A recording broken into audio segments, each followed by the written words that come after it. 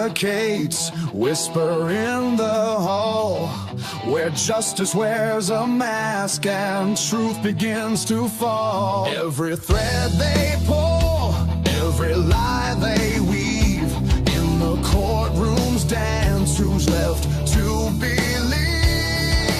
Oh, the devil's in the details, hiding in plain sight, innocent until the gavel steals the light. True crime echoes through the hollow night, fighting injustice with no end. The devil's in the details, hiding in plain sight, innocent until the gavel steals the light.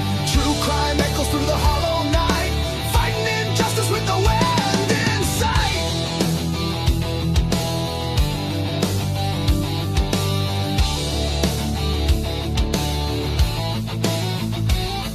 A photograph fades where the truth once stood, blurred lines between the bad and the good. The scales they tilt with every silver tongue, while the broken cry for a song unsung. Black robes sway like shadows on the wall, one wrong word and the mighty fall. Who's a sinner? Who's a saint? The jury's out, but the verdict's faint. Oh, the devil's in the details, hiding in plain sight, innocent until the gavel steals the light. True crime echoes through the hollow night, fighting injustice with no end. The devil's in the details, hiding in plain sight, innocent until the gavel steals the light. True crime echoes through the hollow night, fighting injustice with no end in sight.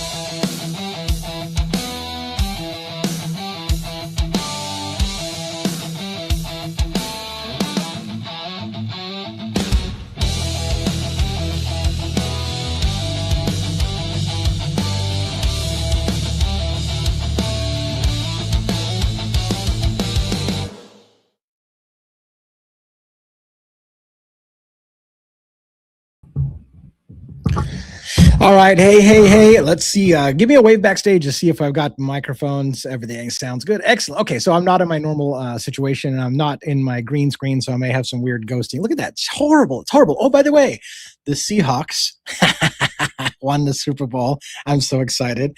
I got the shirt right after it happened, so I was so excited. But welcome to the Crimes After Dark. I'm being a little quiet because I'm at an Airbnb. I'm on the road. I'm doing travels. I'm doing some work. Can't tell you exactly where I am at any given time right now, but I will be back shortly at home and in my studio. So thank you all for hanging out and letting me come back and check in on the road. I have crazy shit to talk about. I know there's other things to talk about that have happened in the news as well. I got a great big huge dump of Brent Kopacka information from Freedom of Information requests or public records requests that I'm still sorting through right now. Already some kind of interesting stuff. We might talk a little bit about that. And then I'm going to catch up with my panel. I'm doing more travels tomorrow. I'll be in other places. I'll give you a little bit of details and some trivia here coming up. But let me get the panel up first. So let me get Dago on screen. He's the first one backstage. Hey, what's up? Forget about it. And welcome back, big guy. Good to see you. I missed you. Thank you. Thank you very much. I'm excited to be part of the show again. I hate, like, it gives me withdrawals being away from my show for more than one day. It's like, what the hell? Like, I got to get back at my show. I know. I tell them it's like therapy. And then when I don't see them for like 24 hours plus, when I was sick and stuff, it's like, I don't know how to react throughout the day because it's part of my day. So yes, I get it. It's great to have you back, sir. Thank you, and thank you for helping with my team keeping the fort held down and the show going on. So I'm excited to be part of it. Yeah, and it sucks. I guess we don't get JJ and Logan tonight, but that's okay. You and the other crew will be sufficient enough. So let's get Robin up on stage as well. Robin, how are you? All right, it's great to have you back and see your smiling face. and I'm alive. I haven't been killed yet, so that's a positive thing. There's an added Yes, plus it's for always a good sure. thing, sir. I, Always. I gotta tell you, when you're out, kicking the hornet's nest, as my wife and I kicked the hornet's nest a little bit today. And when you do that, then whenever there's a black SUV following you, even if it's just normal, you get nervous. Black SUVs with tinted windows, and I'm like, son of a bitch. And I'm like, oh no, they just turned off. Like, why am I paranoid? Maybe because you're out there kicking the hornet's nest and you're just expecting horrible things to go wrong. But It's part of what we do. Like I do it driving around my own neighborhoods. Like, yeah. why is that car over there? Who are you? I do it all the time. There's a little bit of paranoia that goes along with working in true crime. It's a fact. It is. It is. It can be stressful at times. Well, let's get one up real quick, and then we will get into the show. One, how you doing? Evening. I'll remove stuff from your face. You're not. What's Bros up? and hoes. Bros and Bros hoes. and hoes. There you go. Robin. Logan started the bros and hoes. Yeah. Good to see you, boss man. Yeah, thank you. Yeah. I'll tell you more about what's going on. I think do you still? I mean, I've been gone so long. Do you still do a monologue on my show when I'm not here? I do. He Let's does. do it. Movie trivia. Yeah. We got everything. I'm looking. We're now a game show. You didn't know. You didn't realize. It's funny. All right, read us in for the night, Sure. and then we'll get going. Sure. Is it good to be alive in the den on a Wednesday night? Yeah. Juliana, Jackson, hope you're feeling better. No, you're still sick, buddy. Love you. And of course, my beautiful wife, as always. Tonight, we slow it down. Not for drama, not for spectacle, but for clarity. This is Devil's Advocates, where emotion steps aside. Any uncomfortable questions step forward. We don't rush headlines. We don't echo narratives. We don't fear the gray areas. We sit in them. In the quiet town of Moscow, Idaho, 4 young lives were taken in a house that once echoed with laughter. The case the world now calls the Idaho 4. A crime scene that sparked 1,000 theories, an arrest that divided a nation, and a courtroom future still heavy with unanswered questions. Evidence, timelines, cell phone pings, surveillance footage, and the tension between what we know and what we've been told.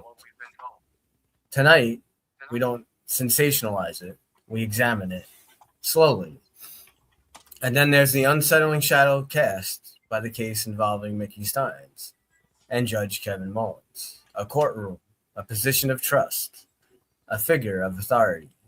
When the very system designed to protect justice becomes entangled in controversy, we don't look away. We ask, what happened? What does it mean? And who benefits from silence? Because justice isn't just about verdicts. It's about process, integrity, accountability. This is not a show built on outrage. It's built on inquiry. Here, we step back from the noise. We separate facts from assumption. We challenge narratives, even the ones we want to believe. If you're here for easy answers, you won't find them. If you're here for thoughtful analysis, measured discussion, and a willingness to confront uncomfortable possibilities, you're in the right place. So dim the lights, take a breath, set aside the bias you walked in with, because tonight we listen carefully, we question deliberately, and we advocate for the truth, even when it's inconvenient. This is Devil's Advocates. And with that, live from New York, it's Wednesday night. It's like riding a bicycle. It's like I haven't even been gone for 2 days. It's like, right? Feels like longer than 2 days. It does. It does.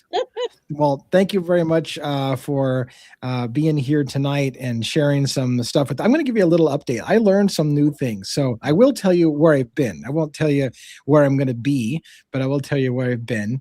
So I have been all over. Well, I've been all over the country, actually, but most recently in Kentucky. And one thing that I will tell you about Kentucky that I found fascinating was my wife and I had significant time in one part of Kentucky, around Lexington. And then we had another significant amount of time in Whitesburg, Kentucky. And it is unbelievable how different people speak in those two parts of Kentucky. This is something I didn't know. So for us Westerners, us West Coast people, you might say, and this is probably offensive to some, and I don't mean it to be there, but from our perspective, people in Lexington sound like us. They don't sound like they really have an accent. You get to Whitesburg, and it is massive accent, and it's the linguistic style is different. The accents are heavy, and it's not that it's only a couple hours away, but the difference is night and day. And it was funny because I didn't really make too much of a deal until my wife said, "What the hell? Like, why is everybody talking so different here than they are in Lexington?" And so I did a little research. This is what I like. The devil's in the details. So here's the deal.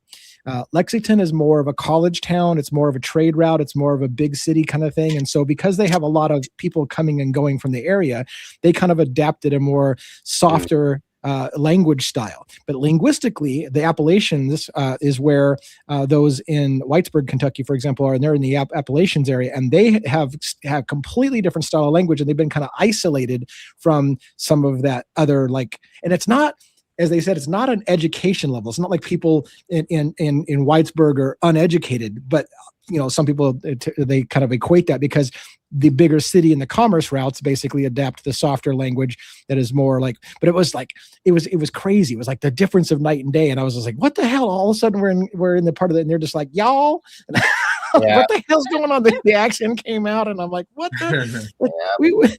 But anyways, so education point, I thought that was interesting. Just a little historical stuff. They are very different in language styles. And I guess, some of the people in that area get pressured to try to drop the accent and become more, whatever you want to call it. Not, but no, that's kind of their style. That's what they do there. But anyways, let me tell you a little bit about Letcher County. I told my wife, if we go out to Letcher County to kind of look into the whole Mickey Steins thing and stuff like that, just get a feel for what it looks like and feels like in the county, what we probably don't want to do is spend a lot of time on old country roads. Well, I spent all day driving old country roads. I was all over the middle of nowhere. Oh my God. I was like, we're exactly where I said we don't want to be. But anyways, we went to the courthouse where Mickey Steins shot Kevin Mullins. That is a tiny, tiny courthouse. I met with locals who talk about, they refer to the jail there in Letcher County, that the courthouse has a jail in the basement. The judge's chambers actually has an elevator that goes straight from his judge's chambers right down into the jail down below. They call it the dungeon. That place is tiny.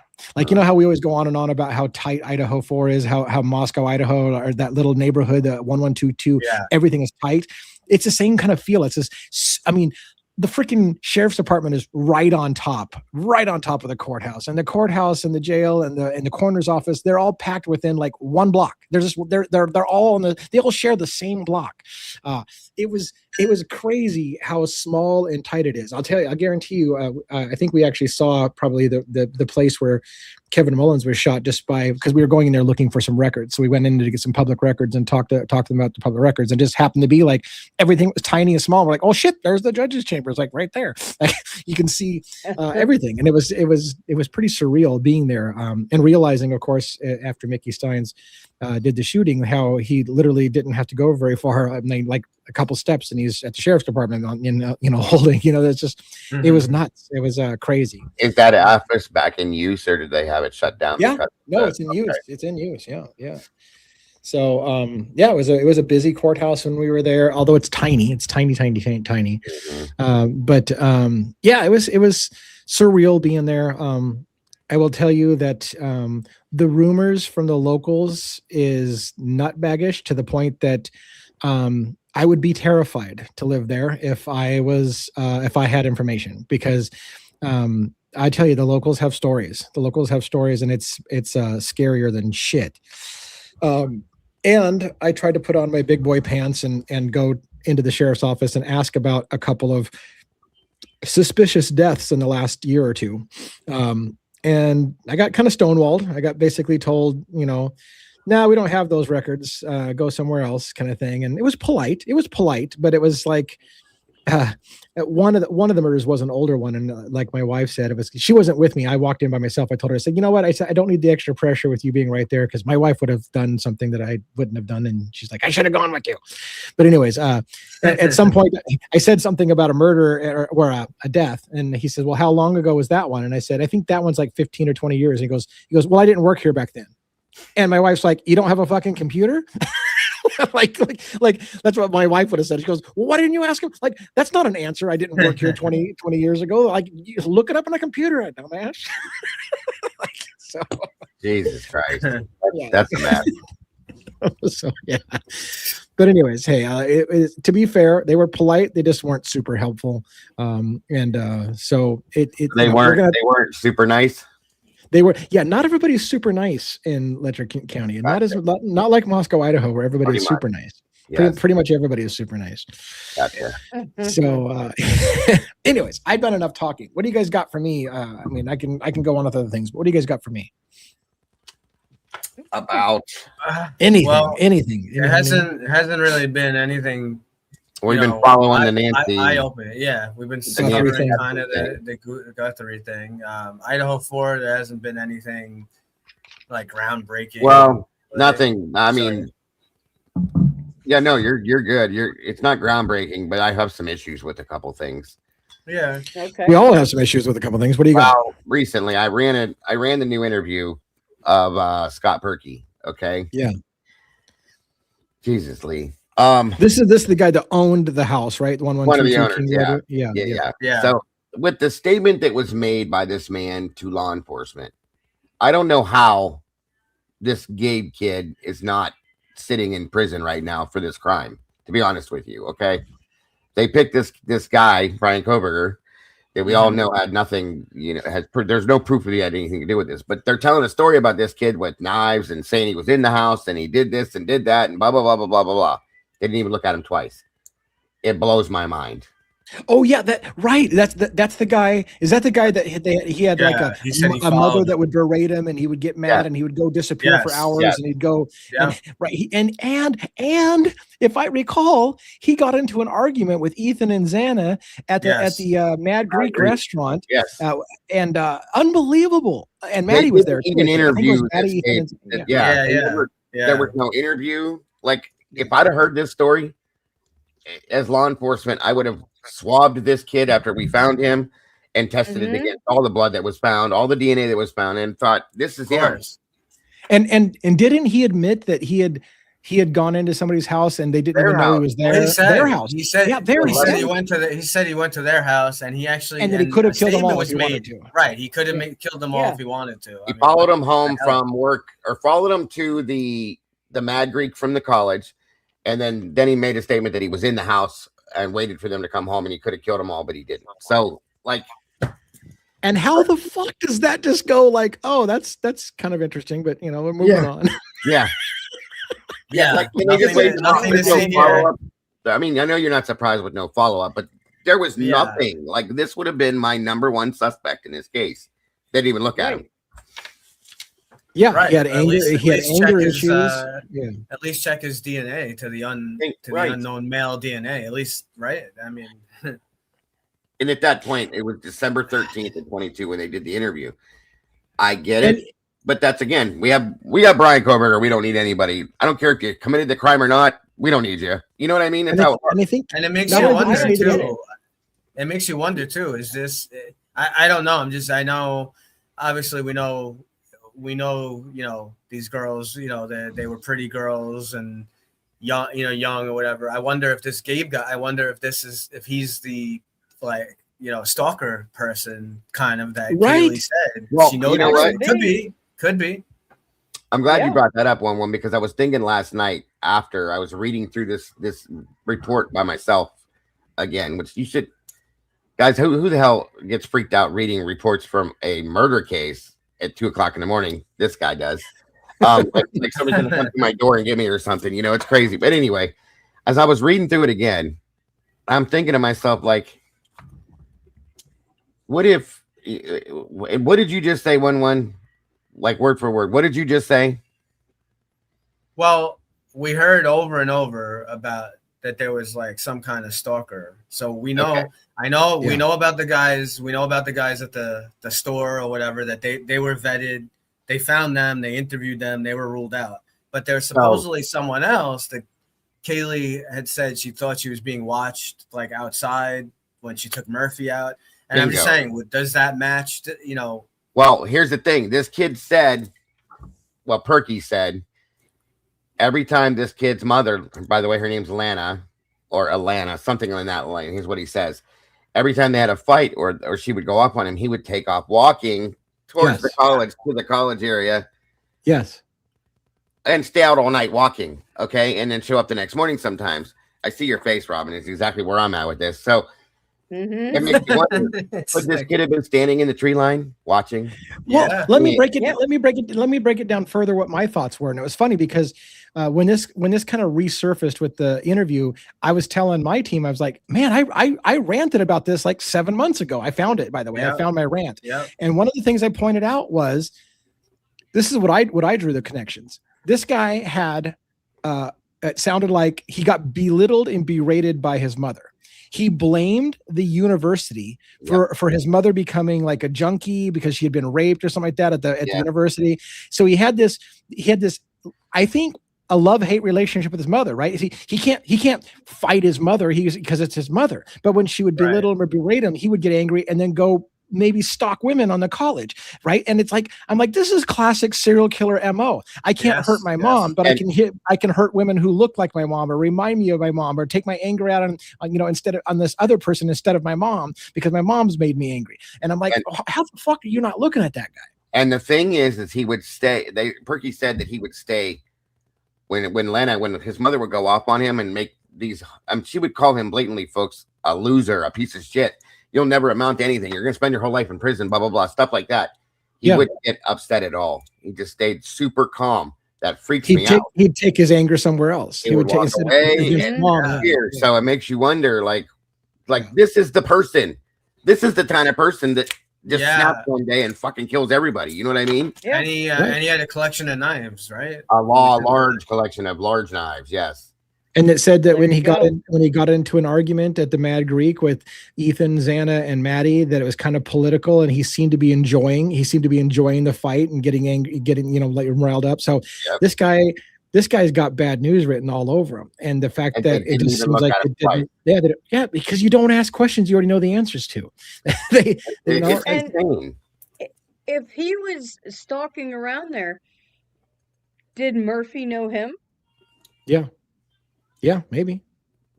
That's a very good point, Robin. Especially if he thinks he's so, he bragged. And again, here's the thing. I can't get over the whole, like, he bragged about going in, and I think didn't he say he hid in the closet, which is the same rumor that somebody had said, like, what if somebody, that there was a rumor that somebody was already in the house at 112 and they were hiding in the closet. And I think he said, I was in there. I went in the closet. I could have killed them all if I wanted to. And I'm like, this is exactly that rumor. And think about it. And think about too.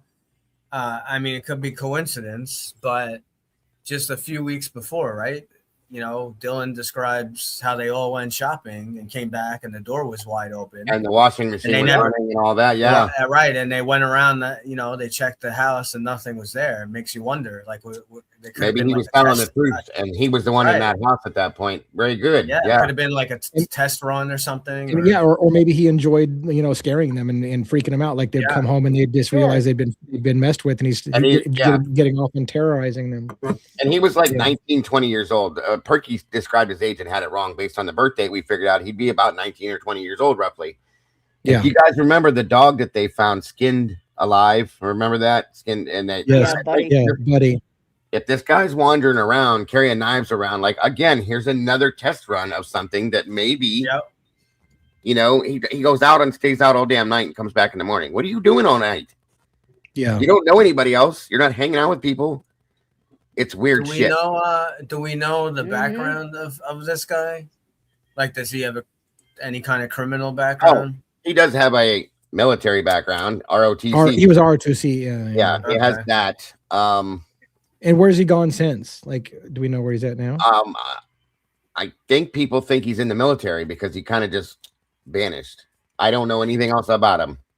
By the way, real quick for the chat, I do see a number of you saying it's good to see me back and stuff like that. So thank you very much for the well wishes, and I see those out there, so I appreciate it. Feel a little missed, and I appreciate that. I love it. So thank you.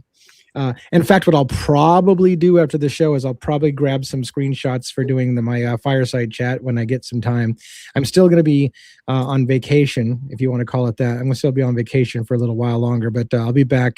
But I'm going to try to get a recording in sometime here on the road. So, and we can't find anything. I can't even find the guy's last name. We've all tried. I know lots of us have been looking to it. Him or his mother. It's driving Molly insane because usually she's pretty quick and good with. She can't find it herself. A few of us have been digging. We can't find anything.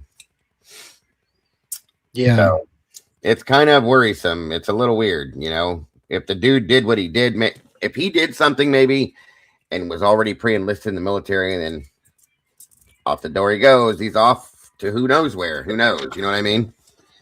Yeah. I mean, Super Bowl shirt already? Somebody's like, how does Lee have a Super Bowl? I had that Super Bowl shirt the day of. No, it was the next day, actually. But Allegheny County, Maryland Police Chief Captain. Oh, yeah. I heard about that, Kara. Probably. Thank you, dear. Well, yeah, that so many things in the Koberger case that didn't get looked into properly. This is what is bothering all of us. Is just like, why are we assholes? Because we're saying it doesn't look like you did proper investigations. Like you didn't do policing 101. How did you rule these people out so quickly? It doesn't make any sense. And trust us, bro, isn't the fucking answer. No, it's not. Not when you got somebody out here that does stuff like this. Right. Him, and we see the document with Showalter with the state police, Idaho State Police, where they basically spell out that it's right there in the document how he lied about Floyd Cannabis shop and going to get in the beer and going to get beer and all that. That's like classic 101. The guy. Why is he lying? I'm not saying Showalter is one of the murderers or he had anything to do with it, but why is he lying? Like, well, I will say this. I mean, I will say this. From what I remember reading the documents, it's been a while. God, it's been a long while now. It feels like it's forever. But I feel like and I don't know if it was Moscow or if it was Idaho, but somebody kept Showalter on their radar a lot longer than we think. Because a lot of people were like, well, how'd they rule him out? But looking at the documents, they were still listing him as a suspect or he wasn't ruled out. Yeah, because of what you just said, because his story wasn't checking out. And so unbeknownst to a lot of us, I think they went and got more fingerprints from him or something like that, didn't they? They got a deeper level of fingerprints off of him well into the investigation, or no? They re-fingerprinted or finally fingerprinted Decor in May of this past year, but I don't know about Showalter. I thought Showalter was as well, but it might be. But it was the same with Dylan too. I mean, Dylan and Showalter were not clear, although they did a press conference and said everyone was cleared, but let me ask you this. From the documents they weren't. Let me ask you a crazy question. This is a super. I just thought this up myself. Super crazy question. I don't like even doing this sometimes. Is there any okay? How to explain this? So there's a possibility law enforcement will purposely mislead the public with a press release, for example, to let the suspect think they got away with it, right? So they'll misdirect so that the people who are out will loosen their guard. Is there any possibility in your mind that a Brian Koberger, for example, could allow them to use him as a sure I did it kind of thing, and they're still looking into people? And would if he was willing to play ball, would he allow himself to say, "Yep, I did it," and all they're waiting for is the killers just to make a mistake and slip up thinking they got away with it because the case is over? Is that a possibility? In my mind, it is absolutely. Yeah, sure. For the greater good. This is a law enforcement. It's possible. Order. Yes. Yeah, and especially if it involves some kind of higher form of corruption or there are higher people involved in But it. so then let's talk Right. about the ethics of that. Let's talk about the ethics. So let's say if that was, and again, this is all hypothetical. Let's say Brian Koberger was willing to say, I'll say I did it, even though he's kind of saying that they're like, hey, just say you did it so that we can let the real killers let their guard down and we'll get the real killers and you'll get exonerated later and we'll let you out. Even if he did that, what are the ethics to the public who have gone to the level of hating each other and calling each other names? And, you know, the Gonzalez is calling us all a bunch of losers who sit in our mom's basement making up shit and can't read court documents. If it turns out all along that the reason why it didn't make sense to us is because it was all bullshit, then what about the damage that's been done to society, letting us fight amongst each other for the quote unquote greater good of getting the killers? I don't know. Like, Yeah, you know what I'm saying? I don't know if it's crazy. Yeah, I know what you're saying. I could see that if Brian is as into law enforcement support as he would, of course it would be for the greater good. Absolutely, I could see that. Yeah, I mean, if it involves bringing down, if you know, as we suspect, it could involve a whole lot of people, and it involves the possibility of bringing them down. I could very well see that being allowed kind of to happen, and I could definitely see Brian wanting to be involved in doing something like that. The whole "I can't wait to be exonerated" statement may have come from something like that too. So, and again, let's be clear. There's no reason to believe this is happening, but if it did, then you got to ask this question: if it did happen, that we later find out it was all an agreement, and Koberger agreed to kind of pretend to be the bad guys, so the real bad guys could get caught. Can they make it up to America? Can they make it up to the world and say, "Hey, everybody, yeah, we did play with you a little bit there, but it had to be done to get the real bad guys, and now everybody can feel good because the real people have been put away"? Like, is there a way to undo the damage? I think it would depend on who ends up being the actual perpetrators. How many of them? If there's a multiple 3 or 4 people that they have, how bad of a person these people are, and if they lock them down tight, then sure, I think it could.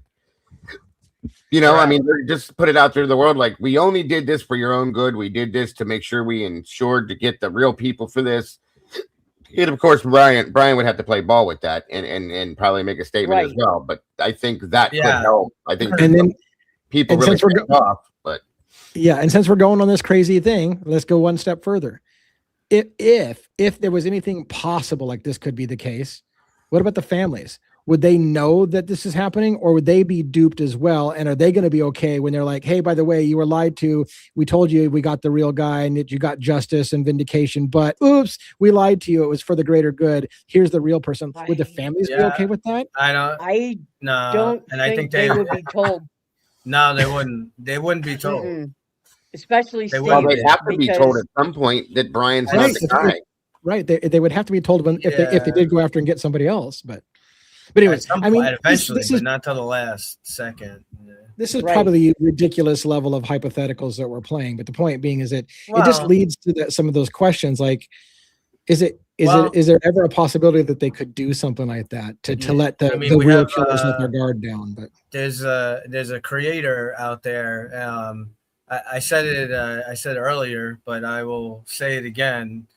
I have firsthand experience. I know for a fact. Okay, I'm involved in law enforcement. You do not have to have a criminal background. Yeah, right.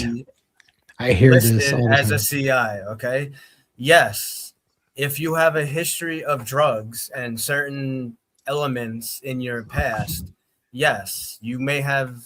There may be a higher chance because of what you're involved with, and the people that you hang out with tend to be involved in criminal activity. So you may run in some of the same crowds. You may hear something. So yes, there may be a higher chance that someone who has a criminal background is enlisted as a CI, but you do not have to have a criminal background to be a CI. We have the info. We covered it. We covered it on this show. We covered it. We covered it.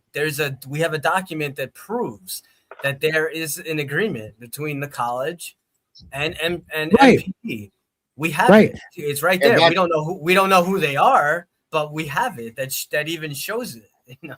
That C does not stand for criminal. It stands for confidential, folks. Correct. That's what that means. It doesn't mean. It annoys me. So listen. So it bothers me. As I said, I'm not going to name who the creator is, and no, I'm not. There's been more than one. I'm not even. And I'm not. There's been I'm not more than talking one about creator Pav. who said that. Yeah, I'm not even talking. I'm not talking about Pav, but it annoys me because when there's a difference, you know, if you want to have a difference of opinion, which, you know, that's what we're here. We're brainstorming and people have different theories and different things. This is not a theory. This is an actual real life thing. You do not have to have a criminal background to be a confidential informant. So whoever's saying that, they're wrong. Right.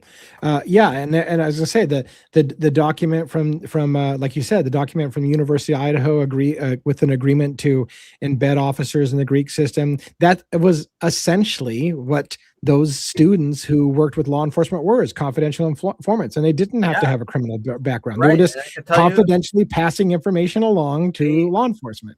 Right. They even do it. They do it in where I work in NYPD. We have confidential informants that work in all different precincts and different units that work with our internal affairs, and then we don't know who they are. I don't know. That's the whole point. And if you think about it, it makes complete sense. Believe it or not, by the way, here's a shocker to a lot of people in America. Believe it or not, you don't have to be compelled to do the right thing. Some people want to do the right thing to do the right thing. They don't have to do it to get a plea deal or get a bargaining chip or whatever. Some people would be like, hey, there's corruption happening at my workplace and I want to help you bust these people. I'm willingly going to help you bust these people because it's the right thing to do. There are people who are like that in the world. I know it's hard to imagine, and they don't have to have a criminal background, and they could basically like, hey, I'll work with you, law enforcement, to bust what's happening in my office. And that doesn't have to be somebody with a criminal record. Not everybody does it so that they can get some kind of deal out of it. But true. So yeah. Oh, anyways, it's been a while. It's been a while since we talked. It's funny. I'm glad we're still getting a chance to talk about that individual that with the knife thing. That whole story just is flabbergasting. I just swacky. Yeah, and it was funny because and I don't completely away. To be honest with you, it does. Yeah. Right. It was funny because my wife was saying, and I don't think this is the guy. So let's go. I want to make this clear when I make this story, but it was funny when I told you about how I had visited the campus, the 112 King Road residence recently, and some kid came up and puffed up on me and told me to get the fuck out of there and whatever. Right. And my wife says, well, that kid was only like in his 20s. And so if he was there, like, because I said something, well, for all you know, he could have been involved in the original murders. It's like, well, that can't be, because he would have been in his 20s at the time it happened. And now it's been 4 years. He would have graduated, moved on. That can't be somebody that was involved with the original murders. But then I'm like, well, what about a 19-year-old ROTC guy who now would be in his 20s still? And, you know, so you don't know that the killers were all college students. You don't know that they weren't young. Lived there. They could have lived in a different area, or they don't have to be going to that school and graduated at this point. We don't know that. Right. That's just an assumption. Yeah, it's just an assumption. Right. And that's like when we were growing up, you know, my brothers, they had friends who were just slightly younger than them, who weren't like college age exactly, but almost. So you know, I'm not saying that, you know, young man had anything to do with anything. I'm just saying that your older high school kids do sometimes hang out with the younger college kids. For sure. Yeah, exactly. Even the guy that puffed up on me had a younger kid with them that was, you know, the clearly younger. So that kid in a few years will be that guy's age. So I mean, it happens all the time. Right. Real quick, I'm going to take myself off camera because I'm cold. I'm going to grab a jacket. I'll be right back. Yep. Okay. Oh, I see. Gifted memberships. Very awesome. There you go. Nice. Yeah, I can't figure out why they didn't look at that guy. I mean, he would have been the perfect. I mean, if anything, like, I would have been He'd be high on the list. Definitely. Even if he didn't do it, it would have been somebody more believable to frame into this situation than Brian Koberger was. You know what I mean? Right. Yeah. And I can't figure out why weren't they fingerprinting people and. Everybody who was Well- there should have been fingerprinted. Why are you fingerprinting Jack Decor if you already have Brian in on going to trial for this anyway? That's another thing I have Right. questions about. Like, That's weird. they're very Well, weird. and I guess that's kind of why I went down that weird exercise of, is it possible that he agreed to the plea because they're looking for somebody else still? Because maybe they were still looking for somebody else, and maybe they want. I mean, it sounds crazy, but is it at all possible that they're still looking for somebody else and they want somebody to think they got away with it and they're still investigating the scene? But I don't know. That makes perfect sense. It doesn't sound crazy at all to me. And if that's the case, man, he'd have to get a pretty good payday for that shit. Or maybe, like you said, maybe some people just want to do the right thing and they're willing to do it. You know. We don't really know the answer to this question. It's I've had this question too. It's come up. We don't know. But it is something there. Yes. Yeah. She was estranged. She was estranged in some way, right? Yeah. That victim statement by that girl that was going to move with her to Texas said that she basically she wrote a whole statement. I guess the question was like, what is her opinion? What did she say about her family and whatever? And from what I remember, not quoting word for word, they whatever she said about the G's, they redacted out. And then there was a line where she said she basically considered her real family Maddie. Maddie was like her family. So there definitely was an issue there. What it is, we don't know. Right. No. And I keep going back to something Steve had said. I think it was him that said there's going to be some ugly things that might come out and whatever. And what was that kind of thing? Like I always wanted to know what was it that he thought was going to come out that was going to be ugly about their family history or something like right. Mm-hmm. Yeah. I don't know. And there's rumors. There's rumors out there, but anyways, but the Idaho Forest case lives, but here I am. I'm out doing more work on other cases, and like I said, I still have a lot of stuff going on that people don't know about that I'm hoping to reveal soon. So in not only in Idaho 4, because I actually have some stuff in Idaho 4. Like I said, I got some new COPACA documents, and I'm treating that carefully, by the way, because the COPACA stuff, I realize a lot of people are just probably done talking about COPACA. They're like, look, that's a dead lead, whatever. But I'm getting new public records information, and you'd be surprised some of the stuff that's unredacted in the Pullman record. I always said Pullman's going to be more forthcoming with records than Moscow, and sure enough, there's things that they're giving me names of people we didn't know the names of in the Pullman situation, and details that we didn't know about in the Pullman situation. By the way, one thing I wanted to say about that real quick. I'm embarrassed at myself and reminding myself again, I need to stay away from fucking not enhanced audio, because I didn't enhance any audio. But remember, I told you I don't like the whole putting something on screen and whatever. And I did it. I did it in the COPACA stuff, and I made another mistake. And I'll tell you why I made a mistake. Well, first of all, I made the mistake that everybody caught me on, where it sounded like COPACA said, "Oh no, I shot an eagle," is what I said, and it was actually I shot an angel. And I was like, "Oh wow, you're right." Once I heard it right. There was one other mistake that I made. That makes me so angry at myself. I'm like, why the fuck did you just stay out of it, man? Just stop doing the speech thing. It was the beanbag comment. So I had heard, the first time I heard that, I heard the audio recording during this COPACA thing, and I heard beanbag. I heard it clearly. And then when I was doing the body cam analysis, I heard it differently, and I heard big bang, and the cops all immediately kind of started walking backwards.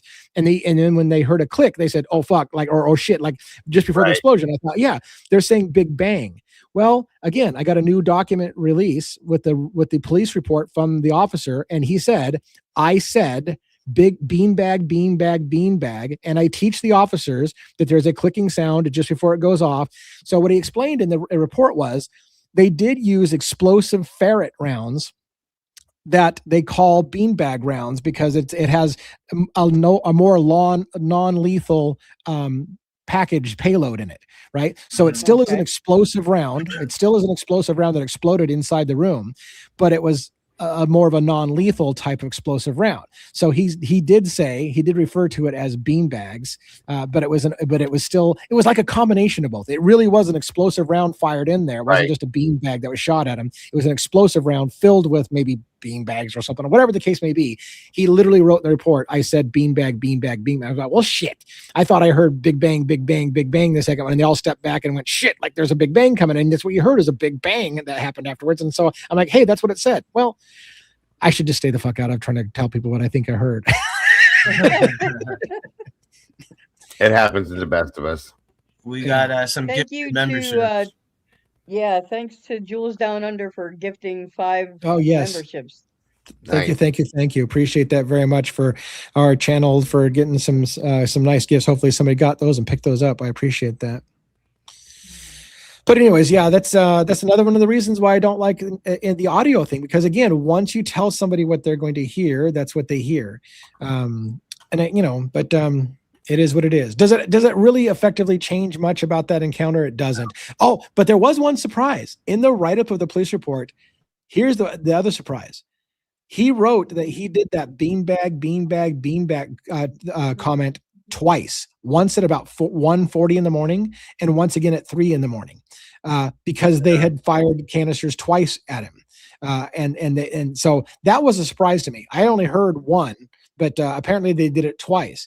And I'll just leave it at this. There's some questions about the timeline about when things happened. So having them do it twice can lead to some fuckery with the audio. Yep. But we'll leave it with that. But yeah. Makes sense. All right. Well, what else do we have? We've been following the Nancy Guthrie case. Yeah. We did cover it the last 2 days a little bit, and that's like, I don't know if you saw anything on it. The Nancy Guthrie. It's super. Yeah, super I saw the thing about the Ring camera, and there was talk about how they almost didn't think that they could recover the camera, but due to some kind of files not being overwritten, they were managed to be able to find a few frames or whatever of the abductor, or who they believe is the abductor, and a ski mask and stuff like that. So I saw that, but do we have proof of life on this individual? I can't remember. No proof of life. There hasn't. No proof of life. Weirdly. What was it? 3 ransom? No, 3 ransom things. 3 ransom notes now. Yeah, and then supposedly TMZ received another note where they're saying that they know it's not really a ransom note, though. It's kind of like, I know who the kidnapper is, and I'll tell you. I'll tell you who it is for one Bitcoin, which is $67,000, I guess. So, and it went to TMZ. Like, none of these messages have been sent to the family. They're going to networks, and it's very weird. It doesn't fit like a normal ransom. The whole thing is fishy. Yeah, spending 41 minutes there. Usually you go in, get out quick. It's just, we haven't heard anything from the family in 2 days now, solid. And really nothing from anybody else about anything about Nancy. That's the weird part. So yeah. I don't know. The whole thing's just weird. A lot of it doesn't make any sense at all. Here we go again. Right. Yeah. So Dago, I watched the video again that they released, that they put on the official video. I know people are doing all kinds of, this is what happens with this stuff. With the color AI, people color in, they add in stuff, they do all kinds of nonsense, which is really a disservice. I don't know why people have to do that. I agree. If you watch the video again, actually my wife brought it to my attention.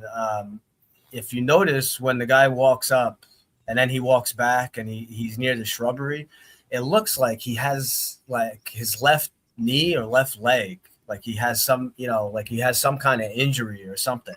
Yeah, if you somebody pointed that out to me. I saw that. Yeah, I pointed out today because I've watched that video 1,000 times now.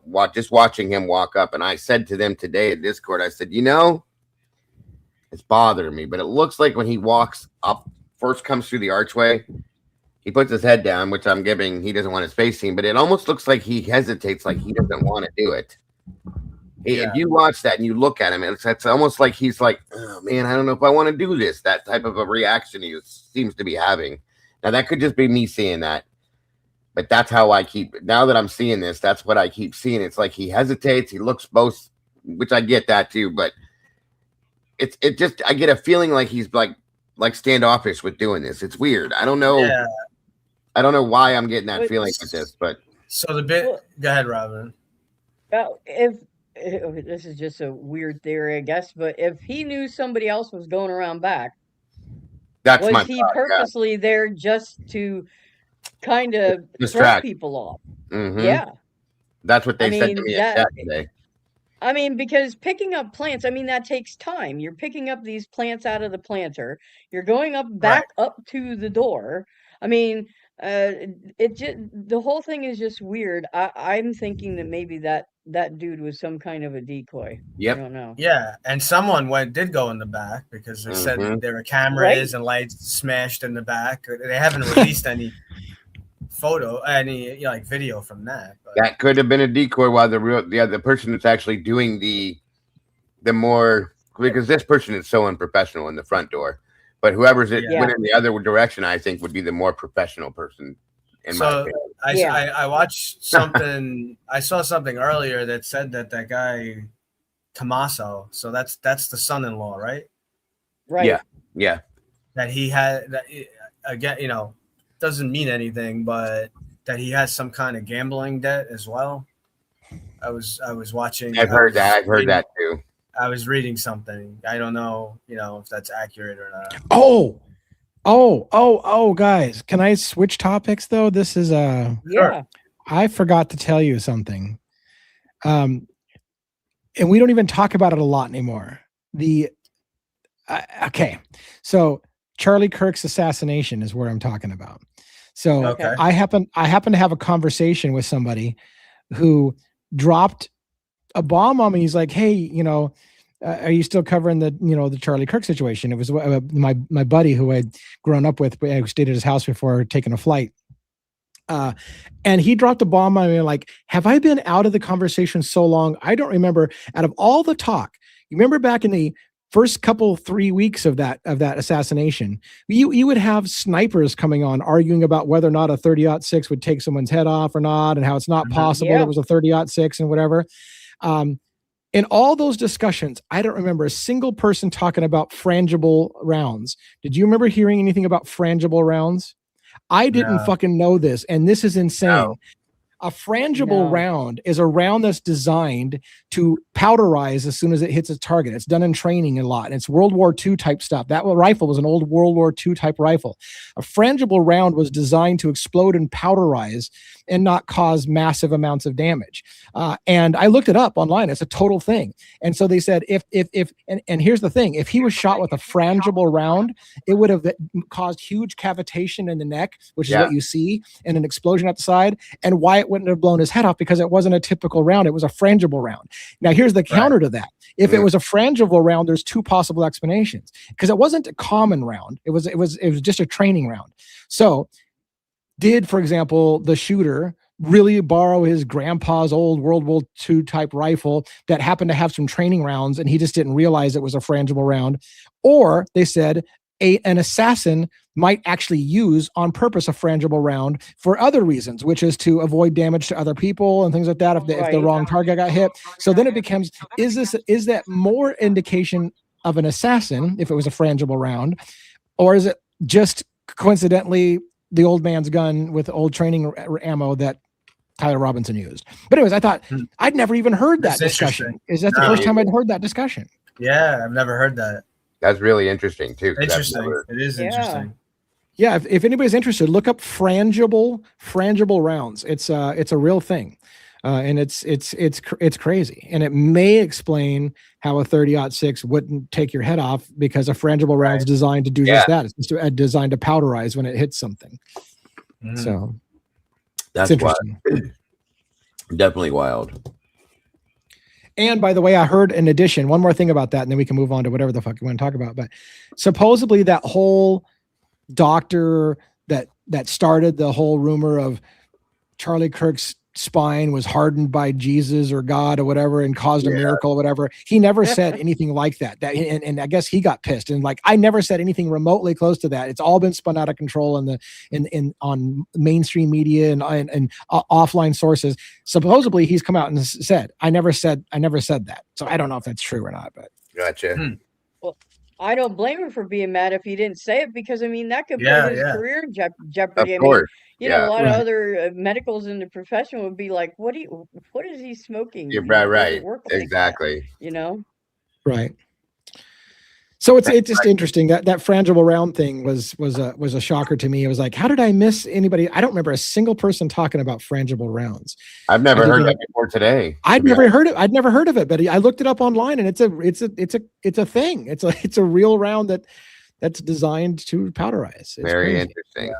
Yeah. Now, this says that type of round is primarily used for indoor training, close quarters battle, and home defense. Yes, in fact, the way it was explained to me was, he said cops, but he said when you're trained to, like, if you were trained to draw your pistol and shoot somebody at close range, they would practice that a frangible round against like a metal plate at close range, and rather than having a risk of ricochet or whatever, it just would powderize and it hit the thing. So they would make this round specifically so they could practice close shooting of like just quick draw and shoot somebody right in front of you kind of thing, and therefore the round had to be like powderized so that it wouldn't ricochet and hurt somebody kind of thing. And so that was supposedly part of the explanation for why the round was developed in the first place. But so is that something you would use in a rifle, like for long distance like that? Right. There was reasons why it was used for training in particular. It was right. There were certain circumstances in which it was used. So that and again, that became part of the argument for and against, which is if the old man, for example, really had a rifle that had some training rounds around, and that's just Tyler just accidentally grabbed some or didn't know it or whatever the case may be, then could explain it. But then they're also saying that round is not common anymore. It's a thing, but it's real uncommon, which could indicate that an assassin picked that round for the very specific characteristics that it had that hardly anybody knows about. So it could go either way, you know. Okay. So okay, that's very interesting. It was crazy, yeah. Look, somebody in here says a Navy SEAL and Jesse on Fire YouTube tested frangible rounds and normal rounds with that type of gun, and it did extensive damage on the hardest animal bone, and it blew up. Oh, so even the frangible round, interesting. So it sounds like somebody did start talking about frangible rounds. I never even knew it was a thing. I didn't know. Yeah. JJ said, back a little bit, I'm trying to find it where he said it. I guess the FBI tested that out too. Yeah, the frangible rounds. There it is. Yeah. Okay. Yeah, I had never heard of it. Yeah. Ever. Interesting. Yeah. Very interesting. Yeah, I don't know how I missed that. And all the discussions that we had about whether or not it's an exit wound or whether it's an entrance wound and whether it would or would not blown his head clean off, and whether, I don't remember anybody ever back in those days talking about frangible rounds, but maybe we did. And no. I know I never did, because I never even heard of them. Yeah. Well, you see, you learn something new every day. Yeah, definitely. That's what they say. Definitely every day, for sure. Somebody had said something about calling all angels. This is the second time I've seen it. What is calling all angels? That's a reference to something, and why am I missing it? I don't know what that is. I know it's a reference to calling all angels. Anyways, they're gonna have to fill me in because it's on the tip of my tongue, and I don't remember what the connotation is for it. But the only thing I can think of is Charlie's Angels. Yeah, that's what it reminds me of right away. Yeah. Yeah. Oh my God! I'm say that on that show. Did they call in all angels? No, they didn't. Oh, okay. JJ said the FBI didn't test it. Others tested them to counter FBI claims. Gotcha, buddy. Okay, gotcha. Yeah. Erica's orphanage. Oh, okay. I see what you guys were talking about now. Yeah, calling all angels. It's a line from was it a train song or? Yeah. Somebody else said the same thing. A train song. It's a train song. Yeah. But why are they mentioning it? Like what is the reference to that they were trying to make for? I think has something to do It with. says it inspired by a conversation about balancing our inner angels and traitors. The song is a plea for guidance, hope, and the strength to not give up in a chaotic world. It signifies often a secular cry for help, comfort, or a sign of hope in a dark age or when feeling lost. Gotcha. Okay. Cool. Well, I mean, I recognize the line from the train song, but I couldn't put together what they. Oh, and is it in Drops of Jupiter? I love Drops of Jupiter. Anyways, I could side tangent about Drops of Jupiter, but I'll try not to because it has nothing to fucking do whatsoever with true crime. Yep. Anyway, so yeah, so I'm just I don't have anything else special, so I mean, we don't have to force the show along for another hour if we don't have anything. I just thought I wanted to be able to check in from the road because I happened to be in a position where I could do so, and wanted to let people know why I've been gone and stuff like that. I am working. Yeah. So I am working, even though I say I'm on vacation. I'm more like working. So yeah.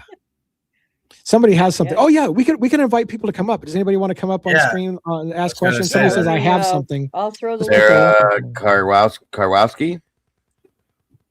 Yeah, exactly. That right, Sarah Karwowski. See if they want to come up on stream. If not, type it into the chat and we'll talk about it. Yep, I threw the link out. For Idaho 4, has a anybody's Jeff Plummer ever been? What was it? For Idaho 4, has a Jeff Plummer ever been talked to? I don't recognize Jeff Plummer's name. Yeah. I don't recall hearing the name Jeff Plummer in context with the case. I don't either. No. Where did I watch the Super Bowl? I watched it from home. I was so excited. I had to, you know how painful it was, by the way, because we often play cards, and they wanted to play cards at my house during the Super Bowl, and I almost said, "Fuck no, we're not playing cards. I'm watching the Super Bowl." But my wife convinced me that nobody coming to play cards gives a shit about football, so they're not going to tell me the score. And so I literally told everybody, your phones go away. Nobody's allowed to even get on their phone to check a message, nothing. I don't want to hear shit. And so it was painful. Like, I kept reaching for my phone to check on things, and I'm like, no, don't, because I didn't want to. I was going to check on something else, but I'm like, I managed to somehow avoid it. I watched like a quarter of the game before we had cards, and then I watched the rest of the game after they left for cards, and I pulled it off. I got to see my game without knowing who won, so it was awesome. Good stuff. Good deal. And I was super stoked. And be careful. Yeah. I was just going to say I was grateful the Patriots didn't win again, so I'm very happy the Seahawks won. Yep. I was going to say be very careful, people, about these heartstring stories.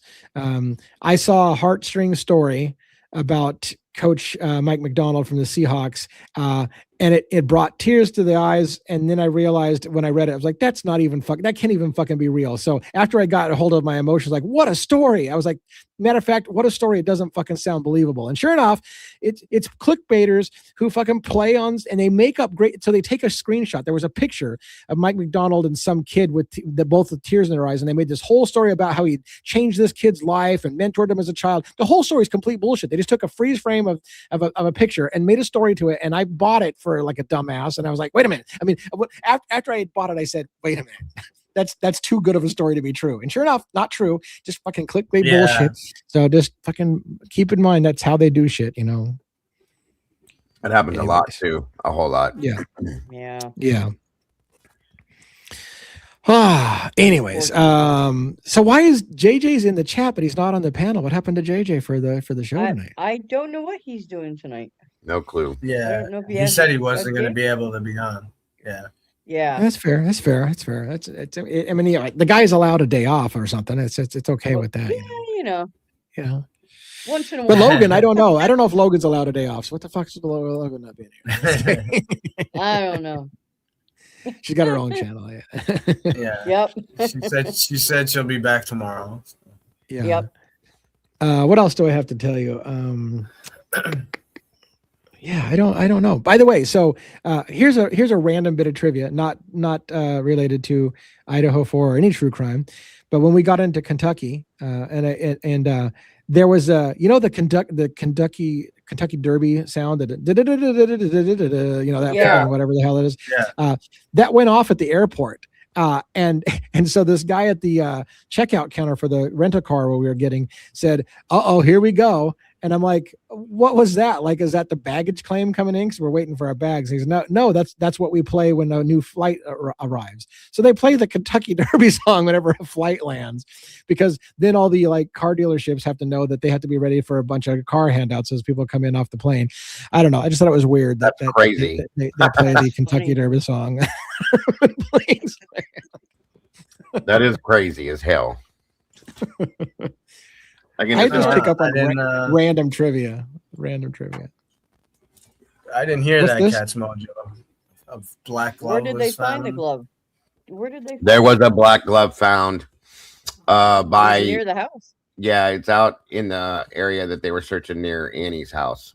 Is it a match for Idaho 4? No, but somebody touched McDonough there because Right, it's a black nitrile glove, just like the one that the perpetrator in the picture was wearing. Man, and Lee, you got to hear what they did to this guy what they did to this person of interest last night. Tell that story. This guy was followed, and he stopped the car because he realized he was being followed. They held him for 2 hours. Didn't really tell him much of anything. Then they went to his house. They held him from 4 o'clock in the afternoon until midnight. I mean, they only held him 2 hours. Initially. Yeah, they didn't tell him. They didn't even read him his rights for the first 2 hours. That's what you were saying. Yeah. Wow. And he was asking. He says after like 15 to 20 minutes, he was asking for a lawyer, and he pleaded the fifth, and they got like pissed off, and then they raided his house and all this stuff, and it's not even the guy. So he's gonna have a nice lawsuit. I wish. By the way, go ahead. He had it at some point, like delivered.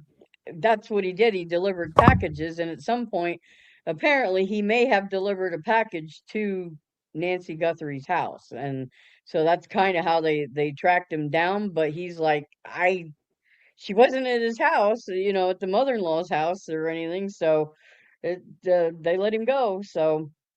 Yep.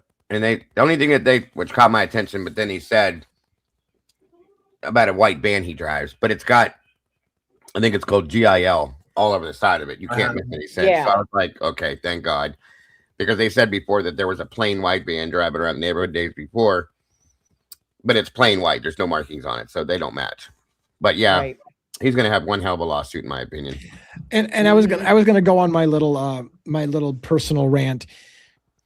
I've heard an attorney I really like say, people don't ask for a lawyer unless they're guilty, and I think that's the worst thing. It's the worst thing. Especially, I'm disappointed hearing an attorney say that, because I will tell you right now, if I ever even sniff that officers are suspecting me of being involved in something, I'm immediately lawyering up, and I don't care if I fucking had anything to do with it. If I even got a hint that the question is suggestive, like "Where were you?" I need a lawyer. Because I don't care if I went to the gas station. Lawyer, I'm not answering those kind of questions. So no, but I don't think you need to be guilty. I think you just need to be smart. It's not a good thing to necessarily to put yourself where, especially if you're the kind of person that says dumb things, and you can incriminate yourself on something you didn't even do because you just chose poor wording. So don't stick yourself in that. That's my advice. Don't stick yourself in that situation. But that's my advice. I don't know if all police officers, I'm sure lots of police officers would just let something go if a person would just answer quickly and be done with it and they can move on. Maybe that's true.